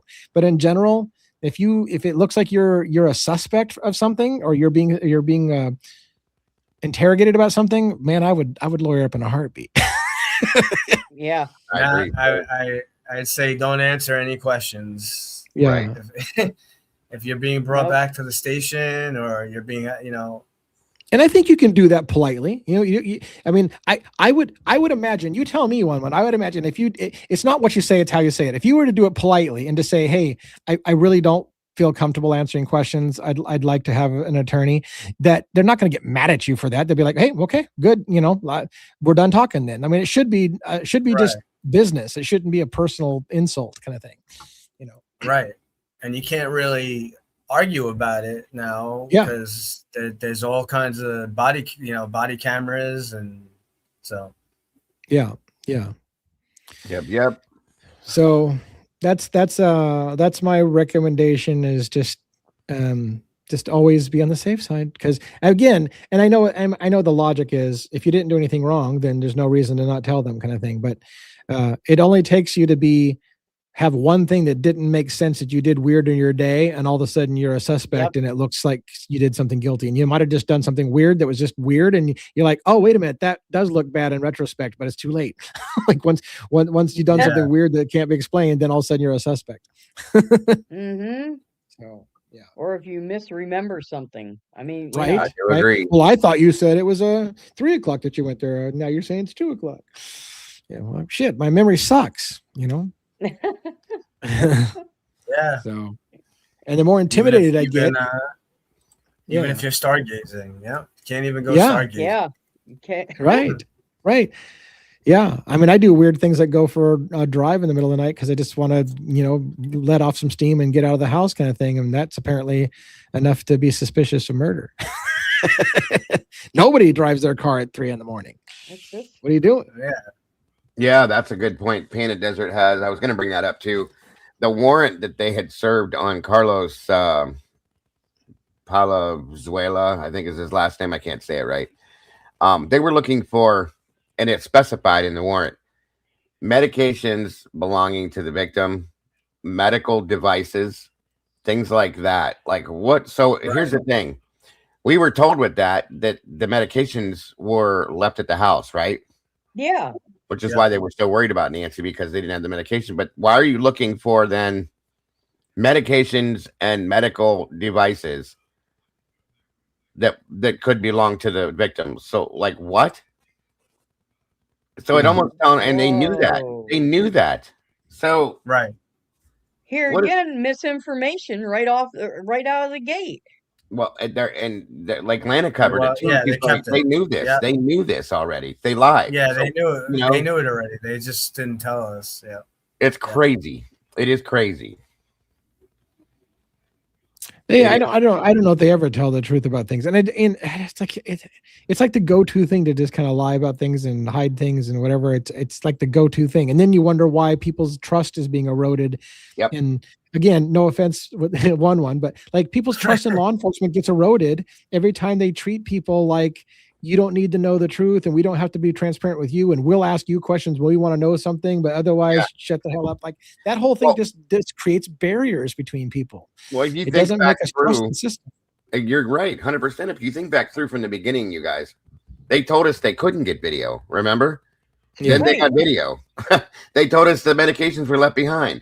Now they're looking for them and medical devices and stuff. It's like, what's next? Oh, by the way, you know where Nancy's at. We just didn't know where she was. What the hell? You know what I mean? Right. I mean, I'm expecting that to be next. Jesus Christ. Stop telling lies. Be honest with us. That's all you got to do. Or don't tell us shit. Leave it or just say we can't say right now. That's it. That would be a lie. Instead of telling a lie, just say you can't say. 100%. The big thing they're probably working on is the geofencing. Unless, I mean, this guy does not seem to be a professional that was walked up to the house. So there's a lot of ways you could have blinded the blinded the IR sensor and the camera. Having a gun in a holster that doesn't even match the firearm, and how he had the firearm too, dangling in the front. I think it's a BB gun. I think it's a BB gun. Yeah. But to be in the house for 41 minutes, if any of them, if they had their cell phone, if they received any kind of text, phone call, anything, and again, like granted, yes, it's a big area, right? They have to look, but this is it's somewhat of a remote type area. It's late late at night. It's not going to be the same as like being in the middle of like New York City or LA. So they're going to look at anyone that received phone calls or texts during that time. Mm-hmm. And, you know, there's got to be, so they damaged the cameras, but there's got to be, no one else has any other camera or footage of a vehicle. I mean, I don't think they carried How did her. they get her out of there? Back. That's what exactly. I mean. How did they get her out of there? There's got to be some kind of vehicles around somewhere. And I think they know that, and it's there. What the fuck? What equipment did they take? That's what we don't know. They just said medical devices they're looking for. So to me, it means that there might be something else wrong with her that we didn't know. Or, I mean, whatever, if she got sleep apnea or something like that. But here's the thing. If they took stuff like that, that means they were planning on keeping her alive and healthy. Okay. Which is still, you don't see kidnappers go, okay, let's make sure we get her medication, her CPAP machine, her walker, her this or that. Like, this is weird. It's just weird. So that kind of info that we have now, that the search warrant was looking for medical and medical devices. Yeah. This means that this had to be someone that was aware of that, was aware of her ailments. So turns away now that this was a crime of opportunity. This is like some random, some random burglar or whatnot. Yep. Yeah. It had to be someone that knew more about her. That's what it says to me. Right. And we still really don't know if she's alive or dead. So no. And who would know about her ailments but her family? Right. And we talked earlier about a visiting nurse aide that may be coming to healthcare aide. I said this earlier. It would make sense to me if she had a healthcare aide that may have stopped in a couple days a week, maybe. Say for instance, and this was just an ideal that if she did have that, maybe that health aide has a spouse or a partner or something that got a good idea and said, "You're working for who? Nancy, that's Savannah's daughter. We could get rich off this," or something like that. You know what I mean? So it's just a thought. Sorry, Lee, I didn't mean to talk over you. No, that's all right. No, I was just going to comment that a lot of people are saying, and yet this all feels like it's just a distraction, right? So if some people were like, well, if they don't want us focused on the Epstein files, you have some big name come out and everybody spends all their time talking about this case doesn't make sense, and all of a sudden nobody's talking about the big issue that they don't want you talking about, which could be something else. So is it all just a big distraction thing? Yes, and that's a whole that's a whole big thing. Because there's other big stuff going on. The whole Epstein thing, which is going to be ongoing for a while, that how it's deep roots to all the dark web and all the dark shit going on. I'm hearing that it's going to greatly affect Bitcoin. That it's going to almost we'll see what happens. I was watching a show the other day. I mean, it was basically saying that it's going to make Bitcoin almost like go to nothing if the full stuff like comes out. Bitcoin is in the shitter right now and has been in the shitter for a while. I know because I happen to have some in the Bitcoin, and it was in the shitter already. And in fact, if anything, that was one of the things that made me perk up interested when the person wanted to be paid in Bitcoin. Is like funny that they're asking to get paid in Bitcoin when it's at an all-time low again, for not an all-time low, but a very, very low point, because this would be a great time to buy into Bitcoin if you believe that it's going to bounce back, because you can buy it way cheaper right now because it's crashed. So makes you think then it makes you think how high can this go? Did the crash happen because somebody wanted to buy low and get a payoff when Bitcoin was depressed, and then so did somebody with power create a dump in the market, then come up with this thing so they could buy a crap ton of crypto at a low price, so that when it comes back up, they make tons and tons and tons of money. No one would ever do that. No. Manipulate markets and shit. No. Yeah, it's a good thing that's not illegal. Yeah. Yeah. Oh, I don't know.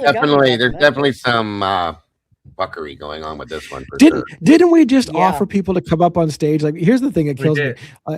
This is what kills me. I have people telling me all the time, why don't you do what other channels do and have a call-in show? And I'm like, I can't tell you the number of times we've thrown our link up and asked people to come up and no one does. I can't do I can't do anything else. So people are like, why don't you do what other channels do and have a call-in show? Like, it doesn't work for me. I don't know.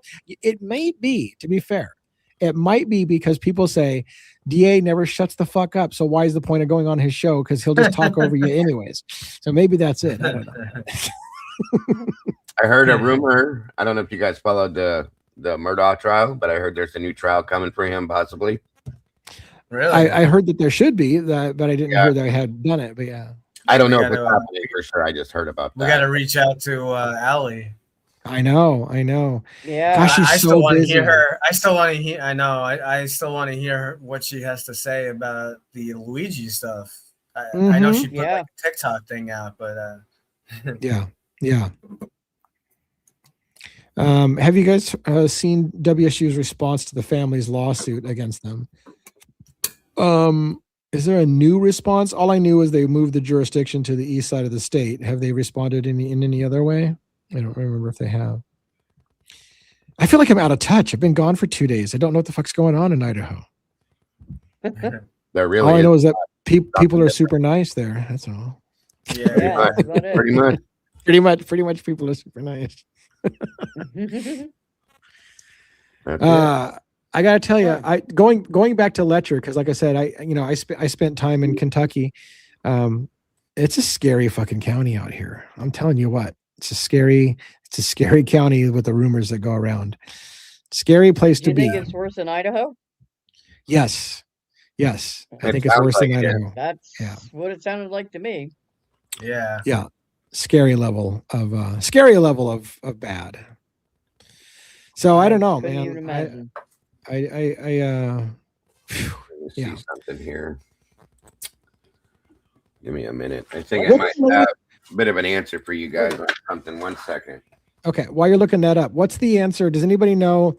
Has the Supreme Court had the appellate courts decided on whether they're going to hear Richard Allen's appeal on the Delphi case? Because I mean, I know it was submitted for appeal, but have the courts decided that they're going to make any kind of ruling? Are we still waiting for the appellate courts to decide whether they're going to make a ruling on that? I mean, they're going to make some kind of ruling, but have they done anything? Not that I know of. Yeah. So I think what they're talking about with WSU is that WSU answers the complaint, leaves open the possibility of suing the plaintiffs, Goncalves, etc., so on and so forth. So I don't know. I'm going to have to look into the actual answer itself, the document, to read into it. But that's what somebody put out earlier today. And she's usually pretty on point with what she reads document-wise.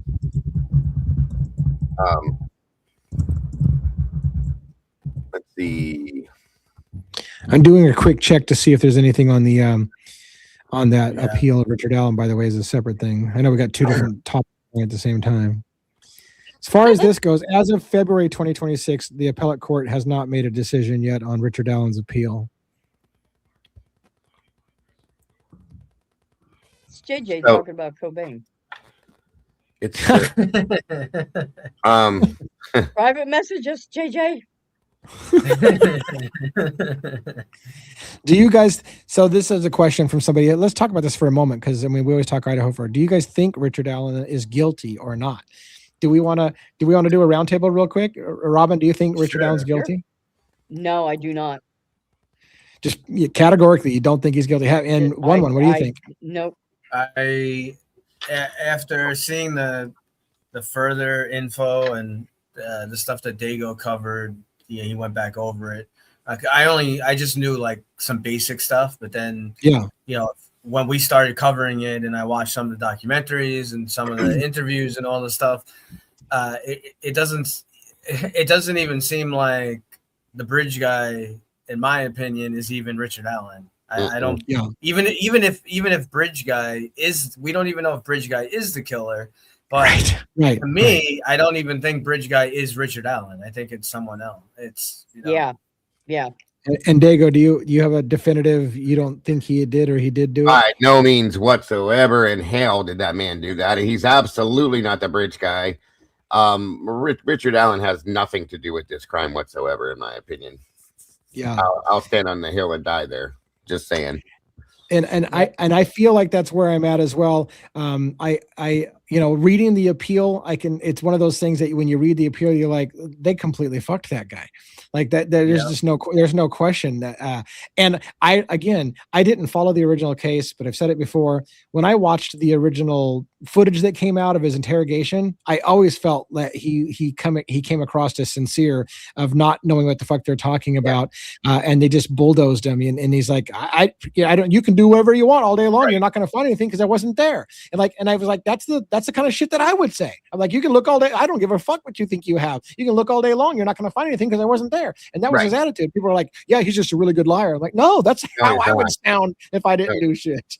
Oh my God. The guy worked in the town for 5 years before this all went down with that stupid picture up all over town. He worked in the damn pharmacy, you guys, and nobody even looked at him twice until all of a sudden that happened. So no way in hell. And Richard Allen is 5'4".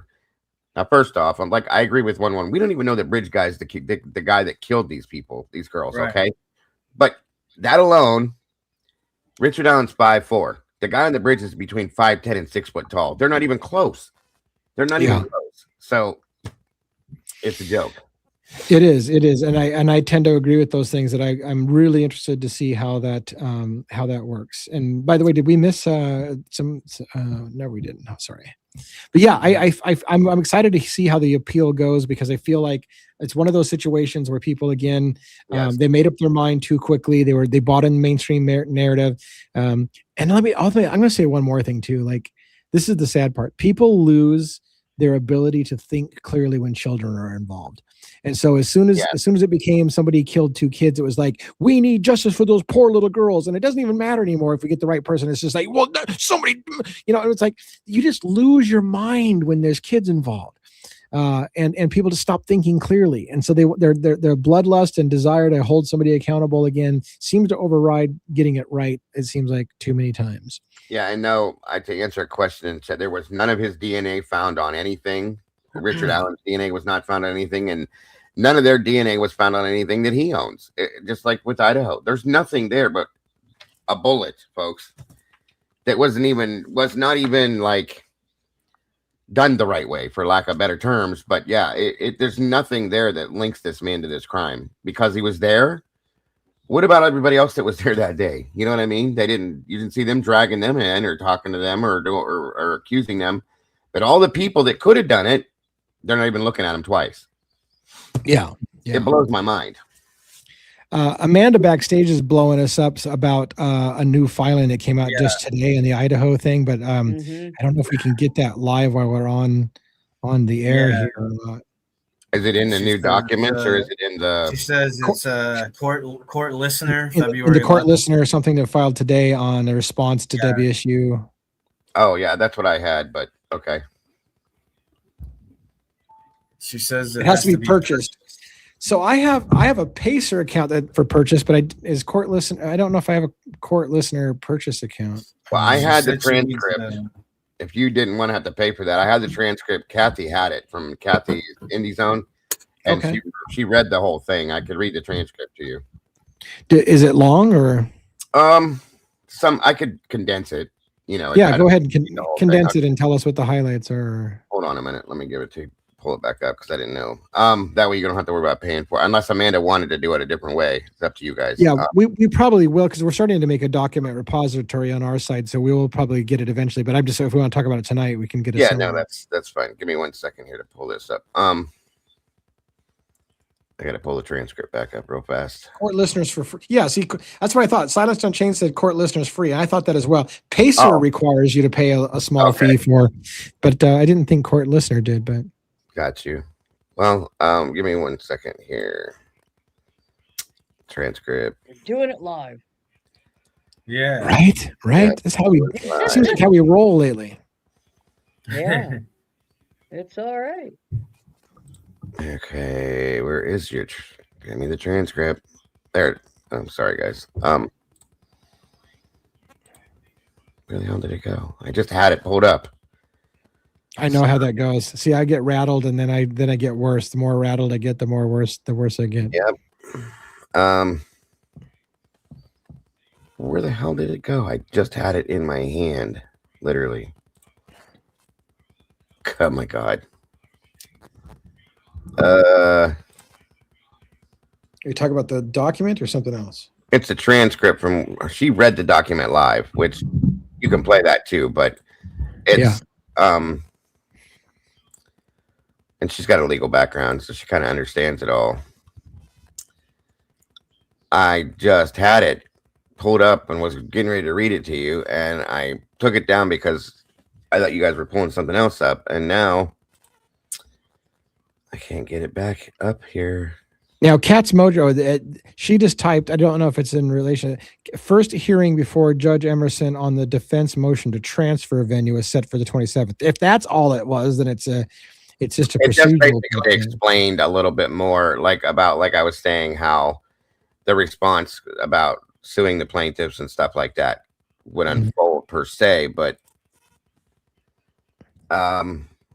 it won't come back up for me for some reason now. I don't know what I did. Scroll up and read more, she says. Okay, hold on. From WSU answers and affirmative defenses filed this date, Gonzalez et al. Okay, hold on. I got to go back for. All right, I got to go further. Kat's got a whole bunch of stuff. WSU suggests there might be other third parties, people and entities liable besides Mr. Koberger. What?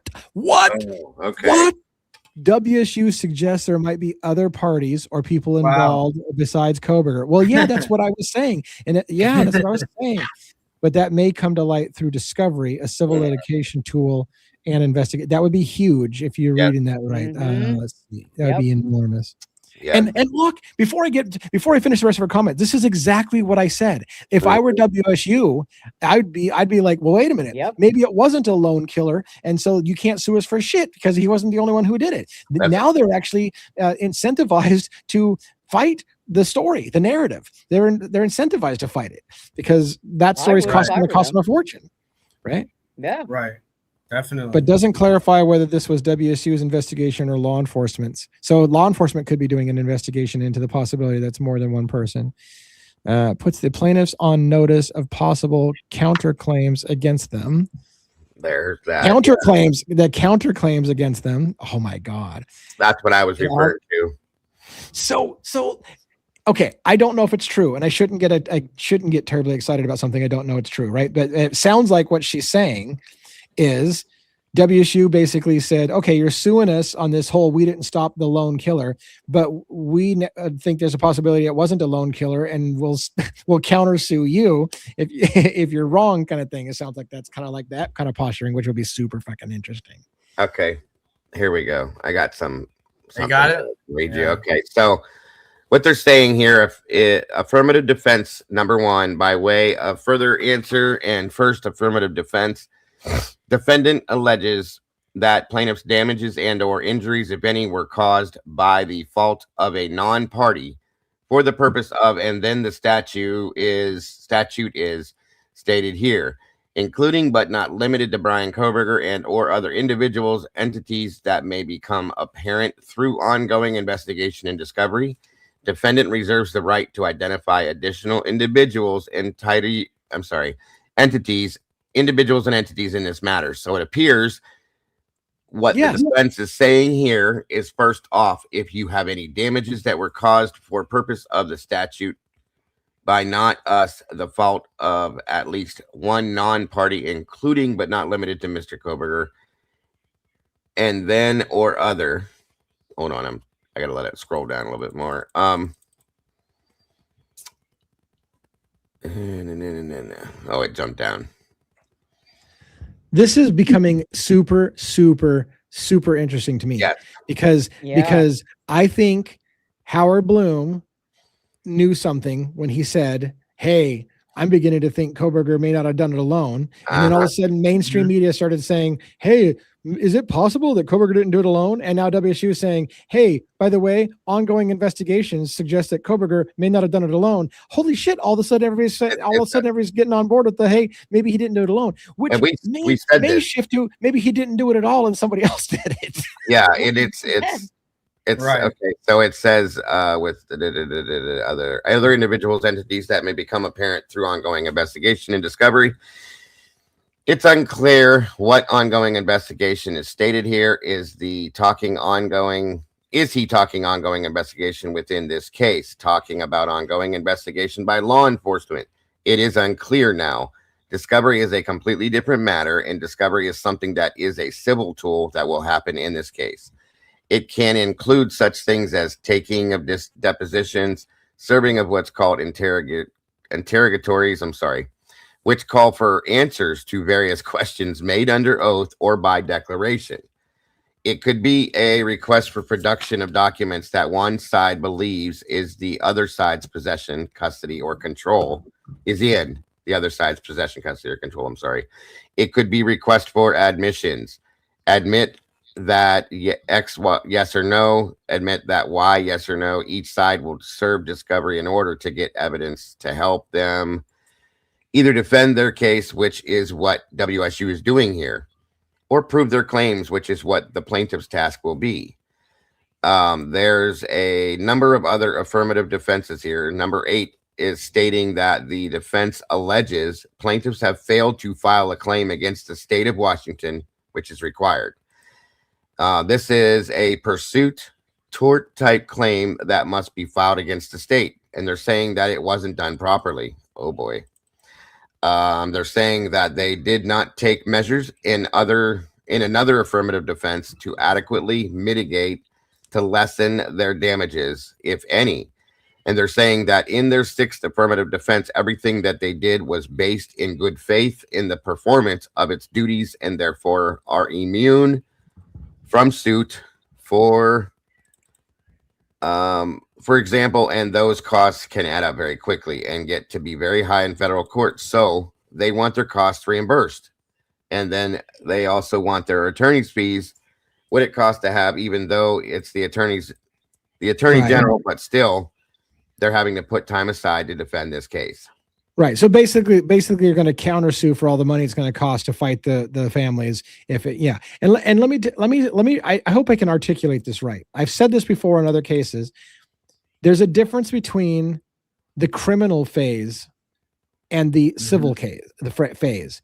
And a lot of times the big shit comes out in the civil phase. So Brian Koberger pled guilty in the criminal phase of this thing. That is far from over. The civil side is when a lot of big shit comes out, including what they did, what law enforcement might have done wrong, what the prosecution may have done wrong, that led to an incorrect criminal situation. And this happens in cases all over the place. O.J. Simpson found not guilty in the criminal case, but has faced civil penalties. Same thing happened in Ben Fields in Letcher County that I'm doing. He was found criminally guilty of a few things and basically got a slap on the wrist in some respects. But the civil case may be where the fucking real rubber meets the road and the huge amounts of information will come out in penalties. Now, in this kind of case, same kind of thing. You got a simple criminal case of Koberger pleading guilty, but that civil case is going to become where monstrous amounts of details come out. It also says in summary here, WSU has denied everything. They have denied that there was any culpability here.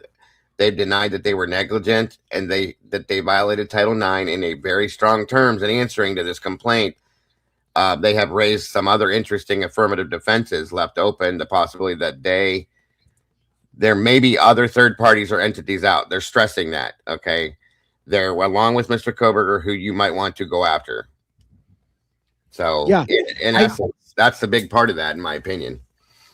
Here's what I think. I think what reading, I think this is my interpretation. WSU has reason to believe that they withheld information from Discovery from Ann Taylor, Yep. and that there's stuff that's still out there that will prove it didn't happen. Just like I've said, I'll guarantee you this: it didn't happen the way they said it did. It didn't happen the way Koberger pled guilty to. That's not how it happened, and I think they probably know that as well. And when the discovery comes out, they're going to find that we've all been lied to about what happened. It didn't happen the way they told you it happened. I'm still going with that. It didn't happen the way they said it happened. When Bloom came out the other day, we all kind of got together and said, so shit's going to hit the fan coming down the road now, I think. And I kind of think this could be some of that shit, if you know what I mean. Yeah. I think this is gonna open up some doors or some cans of something that they didn't want to open, I think. So it's hilarious because we as a panel asked this question: is there any possibility that when the families sued WSU, that they are now, WSU, going to be incentivized to say, well, maybe it wasn't Brian Koberger, maybe it wasn't Brian Koberger alone, and that they actually are going to open up a can of whoop ass because now there's massive amounts of money on the line, and they're going to we're not going to just eat that shit. Maybe you guys didn't do a proper investigation. And I told you guys I didn't think that. Yeah, I said that. I know on the one panel I was like, well, and all WSU has to do is, be like, hey, YouTubers, yeah, you want to help? I mean, right. Seriously, free labor. We're already here waiting. Yeah, exactly. I mean, I think we all said it though at the same time. Like, this is not going to go the way they think it's going to go for them. No, it's going to have. There's going to be some issues. I can't even really believe that they filed the lawsuit. I mean, couldn't they see? Didn't they have the well, apparently not, to see the foresight how that might have backfired on them. Right. And now, yeah. Go ahead. Well, so was it a mistake of greed on the family's side that we're going to go after this big money without realizing that they could inevitably fuck themselves because they're giving WSU incentive to fight the official narrative? Like if they just let it go, the official narrative might have stuck, but them opening the lawsuit, WSU is going to be like, I'm not eating that kind of thing. I'm going to fight back and prove that maybe the whole story was bullshit. Was it unintentional or was it intentional? Is somebody manipulating this because that's what was the plan all along, is having it come out in the civil investigation? And not only that, now on top of that, they're going to make them pay back all this money as well. So Robin's head's gonna explode. What do you got, Robin? Yes, ma'am. Go ahead. Did you read in that document? Did you say tort law? Did you Yes, say tort? Yes, I did. Remember, I said to you the insurance part of it. If their insurance company, whoever their big insurance company is like, I'm not fucking paying for that if we can prove that Brian isn't the one that did it. Right. Son of a bitch. Yeah. See. Right. See, we all have instincts. We have instincts, and we can see it. You can see ahead where that shit can unravel, and it's starting to unravel. This is gonna blow up. This is gonna blow up big time, I think, in their faces. Like, I agree. I agree. I mean, wow. I believe in karma, folks, and I'm not saying that these people deserve bad karma. What I believe in is good karma as well. Like, good things can come from bad things at some point, where the truth could be exposed, and that's what I mean by that. So, yeah.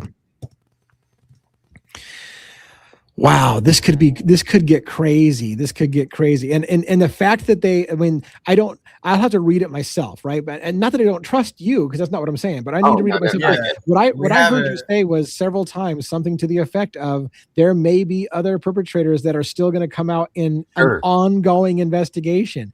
Why is there an ongoing investigation? This should be all done. We already know who did it. He pled guilty. What's their but it makes it sound like they're still looking into the possibility it wasn't done by one guy. And we're going to be like, I would like somebody to come over personally to my house and thank me for helping me bring that into the public consciousness. Yeah. Not just me. It wasn't just me. You know what I'm saying? Like, we've all been saying it, but the point being is like, well, we've been telling you for forever that this wasn't done by one guy.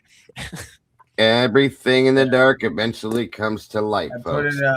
I put it backstage if you want to see it. Oh, you got it? Good. I put it up. Yeah. You want me to pull it up or? Let me see. The actual document, you mean? Yeah. Ooh, there's a whole bunch of pages. Which one are you? It's 4 pages. Oh, what the hell just happened there? All right, let's start all over again. Okay, do over. Let's start the show. All right. What the heck was that? Go ahead. Since you know which one is what first, go ahead. My only fear is reading a whole legal document online, because that can get tedious. But Yeah, I don't know why. Oh, here we go. It's not. It's really like 3 pages. okay, Uh, Yeah, that's the same thing I was reading to you. same thing. yeah. Basically, I just read the transcript from it. Okay. Well, I mean, yeah. Let's maybe hold off on reading it verbatim, because it might get a little dry Okay. to read Yeah, the thing. yeah. But it sounds to me like it sounds to me like it's potentially huge, right? It's potentially huge, because if they're incentivized to say maybe it didn't happen the way that everybody said it did, and maybe there's still investigation going into other perpetrators, that would be enormous. And then how does everybody feel about this whole, well, who cares if it's other people? He pled guilty, so shut the fuck up. Like, well, maybe some people want the actual killers to go to jail, not just one guy. Right. Right. How about the people Exactly. who are walking Real free? people. Yeah, that's what you should want. Yeah. Everybody should want that. Yep. Yeah. Absolutely. If you believe in our country Yeah. and our Constitution, you absolutely should want that. Yeah. Yep. Definitely. Pretty exciting. I'm rigid with anticipation. Yes. There's some stuff coming down the pike, I think, on this. So Yeah. I'm looking Like- forward. It's crazy. Yeah, I think- This fucking case, man. It's just nuts. It's never ending, bro. Never ending. Like, there's no, I've looked. I don't see the end anywhere. Never. Nope. It's nowhere to be Right. seen. Oh Like my more, gosh. And- Lifetime movies and books in the future, aren't there? Jesus Yeah. Christ. I hope if they're going to do a movie, I hope to God that somebody besides Lifetime at least tries to make a decent one that gives light Yeah. to the victims and everything. You know what I mean? And look, I really want to say this for a question, and I'm not being catty. I do not want this to come off being catty, but you have to ask yourself, what if WSU fights this and proves that the official story was bullshit, and then the families have to pay WSU for the wrongful lawsuit? How horrible it will be for them to have the tables reversed, and now all of a sudden they've got to deal with the grieving of their family, but then now they just lost a shit ton of money in a And lawsuit. that's when they need to turn the lawsuit and sue the fuck. And I mean sue the fuck. Excuse my language. out of not law enforcement and the out state of of Idaho. White County and Yeah. every bit of that. Yes. Yeah. Yeah. That's when they need to do. That's what they should have been doing to begin with. Yep. But And Hitler that could does be turn, and I hope they disbarred. don't have to go through that. I hope that doesn't happen to them in that aspect. But I hope the truth comes out. But if that does, then they need to turn tail and sue Latah, Moscow, all of them for everything. Yep. Period. Yeah. Yeah. Yep. Crazy. Talia, we've been talking about doing that since before Christmas. That mock trial thing. We've been trying to put that together. It is crazy. It is crazy. I have a feeling, guys, that we're going to be busy coming down the road here pretty soon. So Yeah. Yeah. lots Yeah. to talk about. All right. Well, hey, I'm on East Coast over here, and my Airbnb where I'm staying at may not appreciate my excitement on this case, and as I'm yelling at freaking, approaching late at night. So this would be a good time to wrap up, unless you guys want to go without me. So what do you guys think? You guys want to go without me, or want to just call it a night for tonight? We can call it a night. I'm good. Yeah. All right. That's fine. All right, let's do my traditional thing. We'll go Robin, one Dago, and then I'll say goodnight to everybody, and let's go around the horn. Robin, what do you got for close? Well, first and foremost, it has been wonderful having you back. We have certainly missed you. Thank you. Yes. Secondly of all, continue to stay safe out there Thank as you. you continue along your way. You and your lovely wife, and just thanks for everyone coming out tonight. As always, all the mods on both sides, all the chats. I mean, we can, like we always say, we couldn't do what we do without you. Each and every one of you, whether you're here live or you're watching on the replay crew, we appreciate you so much, and we'll be back again tomorrow night. Awesome, and hopefully I will be here tomorrow night as well. It's possibly lining up in the cards. We'll see how my next evening shapes up. It's hit or miss until I get back from my quote unquote vacation, which is going to be Monday night. So I'll be back for sure Monday night, but until then, it's hit or miss on when I'm going to be available. All right, one. What do you got for close? Great show as always. Thanks everyone, meatballs, denizens. If we have any of Logan's people, thanks to the mods. Thanks Dago, Robin, Lee. Be safe out there. Make sure you keep that phone charged. Yeah. About it. Yeah. And we will keep continuing on, asking questions, bringing stuff to you. So I will leave you with trivia. A movie trivia. Let's see. You missed last night. The answer was Ghostbusters. Dago's. Oh, I would have known that. I bet. All right, go ahead. Yeah. I gave 2 quotes. He's been on fire. So here we go. Any questions? Yeah, I got a question. Does Barry Manilow know that you raid his wardrobe? I'll give you the answer to that question, Mr. Bender, next Saturday. Don't mess with the bull, young man. You'll get the horns. Oh, I know that line. Oh my God, that's a great line. God damn it, I know that too. I know. I love that. Oh my God, like I gotta work it out. The guy's name. Is it Breakfast Club? Yeah. Yeah, right. That's right. That's that teacher. They're like, you mess with the bull, you get the horn. You get the horns. Yes. Yeah. Dago's on fire. Damn, dude. Oh, Amanda said it. I see it there, and so did Tandy, and so did Gulf Coast, and Mitten. Everybody got it. So it's not me. That's Everybody awesome. got it. By the way, as the inside joke, real quick before I bring you up, Dago, for your close, inside joke. So I did do some location sharing with a few people on my team so that if I ever go missing on a back road in Kentucky, they'll know where I was last known at, kind of thing. But what I didn't realize is everybody gets to tell me how much percentage of my battery life's left because it tells them not only the location, but what my battery. And they're like, dude, charge your fucking battery. And I'm like, how the hell do you know what my battery status is? But anyways, it comes with the territory of sharing your location with your team. So anyways, what do you got for close? First off, again, thank you guys. Well, first off, welcome back, sir. It was great to have you back again. We all did miss you for sure. It's a little, I mean, everybody's great here, of course, but it's just different when you're not here. I'll just be honest with you. So, and it's different as in like we all miss having you here. So, not to get mushy on you, just saying. It's great to have you back. Like I said, thank you to everybody within the communities, as always, for being here, guys. Thank you to all the moderators. Thank you again to my producer, videographer. You guys are amazing. I couldn't do this without any of you.